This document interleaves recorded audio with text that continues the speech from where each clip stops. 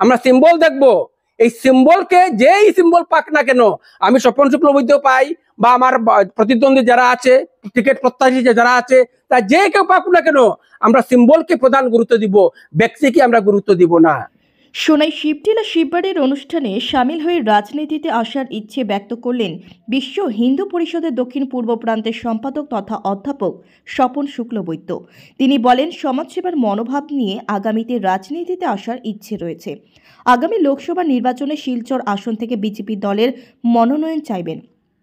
যদি দল মনোনয়ন না দেয় তাহলে তিনি সাদরে মেনে নেবেন।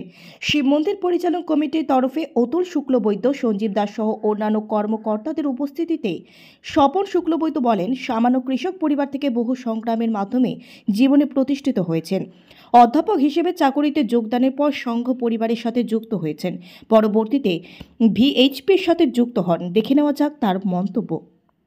আমি এখান থেকে প্রায় 3 কিলোমিটার দূরে নগদির গ্রাম পার্ট 4 বলে একটা জায়গা আছে, হাতিকালের তিমুকা, ওইখানে আমার জন্ম। আমার বাবা অত্যন্ত গরিব কৃষক ছিলেন। আমি এই কৃষকের সন্তান। আমি পড়াশোনা করেছি, অত্যন্ত কষ্ট করে আমি পড়াশোনা করেছি। আমি যখন এক হাতে হাল নেই, মানে হাল ধরছি, অন্য হাতে আমার বই।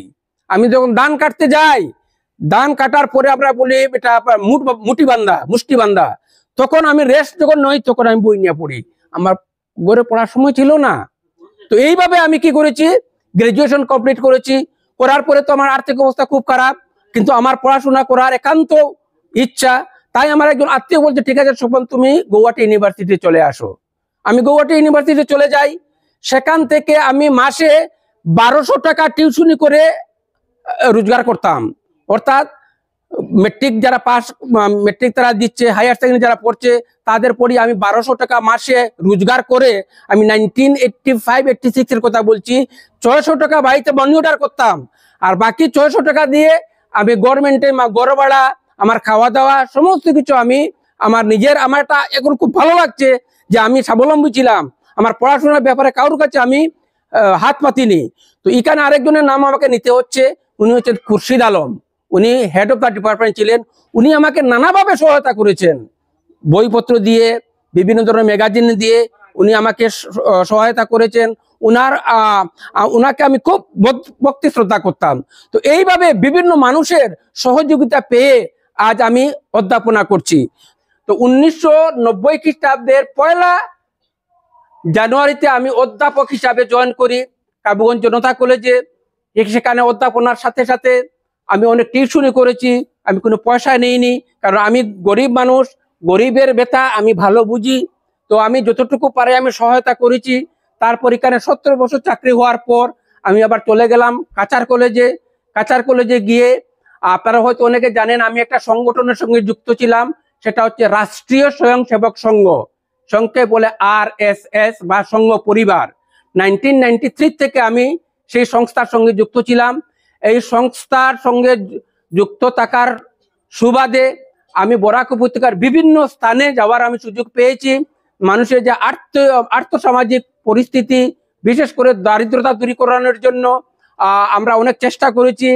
তো বিশেষ সময় যখন ফ্লাড হয়, বন্যা হয় বা প্রাকৃতিক দুর্যোগ যখন আসে, তখন আমরা গরিব লোকের সাহায্যে আমরা সাহায্যার্থে আমরা এগিয়ে যাই। তো এইভাবে বিভিন্ন কাজ করার পরে 2017 ইংরেজিতে আমি বিশ্ব হিন্দু পরিষদে যোগ দিই।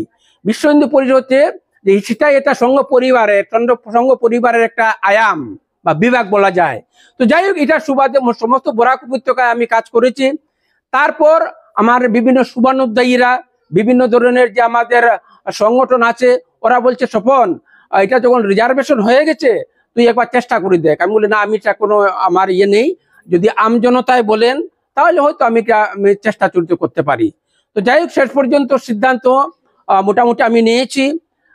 এখানে কিন্তু RSS এর কোনো অবদান নেই, আমি পরিষ্কার বলছি। RSS আমার কখনো বলেনি যে তুমি রাজনীতিতে গিয়ে এমপির জন্য টিকিট চাও, সেটা RSS আমাকে কখনো বলেনি। RSS হচ্ছে সম্পূর্ণ সামাজিক সংগঠন, সে রাজনীতি নিয়ে চিন্তা ভাবনা করে না। অবশ্য বিজেপির সঙ্গে RSS এর একটা আদর্শগত মিল আছে। সেই দায়িত্ব কে এমপির ক্যান্ডিডেট হবে, কে নমিনেশন পাবে, সেটা ভারতীয় জনতা পার্টি সেটা ঠিক করবে। RSS বা সংঘ পরিবারের ঠিক করবে না, সেটা সংঘ পরিবারের দায়িত্ব নয়। তো যাই হোক, আমি একজন প্রার্থী, এখনো পর্যন্ত আমরা 4-5 জন আছি টিকিট প্রত্যাশী। কেউ আমরা এখনো শিওর নাই কে টিকিট পাবে। দল যাকে মনে করে, ভালো মনে করে, উপযুক্ত মনে করে তাকেই প্রার্থী হিসাবে টিকিট দেবে, মনোনয়ন দেবে। তো এখানে আমার একটা অনুরোধ, আমরা কিন্তু লোক দেখব না, আমরা দেখব সিম্বল। প্রার্থী কে হয়েছে আমরা সেটা ভুলে যাই, আমরা সিম্বল দেখব। এই সিম্বলকে, যেই সিম্বল পাক না কেন, আমি স্বপন শুক্লবৈদ্য পাই বা আমার প্রতিদ্বন্দ্বী যারা আছে, টিকিট প্রত্যাশী যারা আছে, তা যে কেউ পাক না কেন, আমরা সিম্বলকে প্রধান গুরুত্ব দিব, ব্যক্তিকে আমরা গুরুত্ব দিব না। ব্যক্তি সংগঠন সবার ঊর্ধ্বে, আদর্শ সবার ঊর্ধ্বে, ব্যক্তি তার নিচে। তো এই চিন্তাধারা করে আমি আপনাদের সম্মুখে আমি আসছি। যদি দল আমাকে দেয় তাহলে সেটা আপনার কাছে আমি পুনরায় আসবো, আর যদি নাও দেয়, অন্য কাউকেও যদি করে তাহলেও আমি আসবো। আমি পাইনি বলে আমি আসবো তা নাই।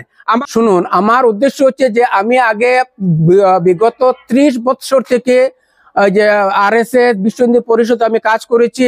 এখন আমি মনে করি যদি রাজনীতিতে আসি এবং সুযোগ পাই, তাহলে কাজ করার মতো আরো বৃহৎ সুযোগ আমি পাবো। তার যে পরিধি, অনেক বিস্তারিত পরিধি, সেই বিস্তারিত পরিধির থেকে আমি জনসেবার আরো বেশি সুযোগ পাবো। এই উদ্দেশ্যে নিয়ে আমি রাজনীতিতে আসার একটা মানসিকভাবে প্রস্তুতি নিচ্ছি।